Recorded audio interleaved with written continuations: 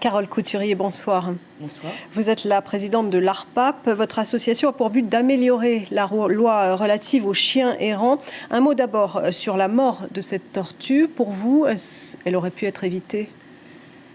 Elle aurait pu être évitée avec un contexte différent qui est complexe.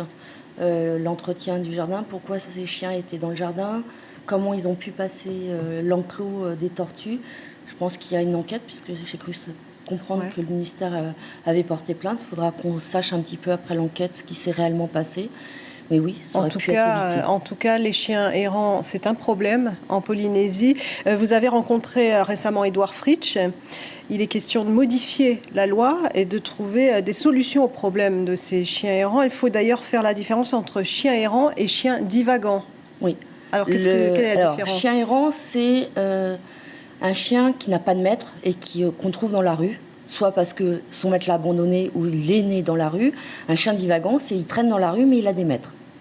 Et on a plus de chiens divagants en Polynésie, apparemment. Aujourd'hui, les associations qui font du terrain s'aperçoivent qu'à chaque chien trouvé, quand on se renseigne, il y a toujours plus ou moins quelqu'un, c'est famille. Il y a quand même un maître quelque part. On sait toujours à peu près d'où il vient.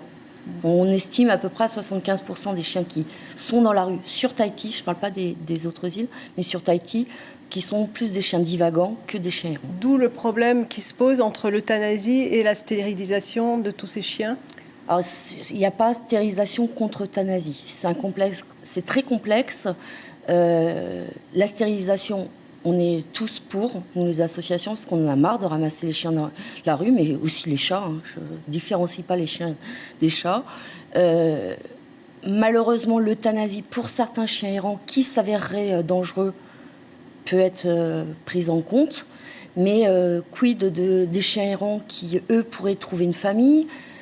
Il n'y a pas une solution unique. Alors, c'est un travail de fond. De quoi est-ce que vous avez parlé avec le président ? Exactement. Justement, de faire un travail de fond, de monter une stratégie, un plan stratégique. Normalement, le travail conjoint pays-association devrait bientôt commencer.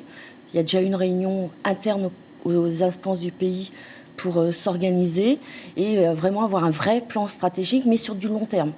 Parce que pareil, c'est euthanasie, j'ai lu quelques petits posts sur Internet, l'euthanasie immédiate de tous les chiens errants, ça ne va pas régler le problème si derrière il n'y a pas de l'éducation et de la communication et de la répression. Alors justement, communication, vous avez des projets en termes d'éducation justement ? Oui, on est en train de travailler à un projet pédagogique pour les CM1, CM2 pour sensibiliser au respect de l'animal et aussi sensibiliser à tout ce qui tourne au fait de on a un animal, on le respecte, et on l'entretient, on lui accorde de l'affection, on lui donne à manger, on ne le laisse pas traîner, on l'identifie, on respecte les lois.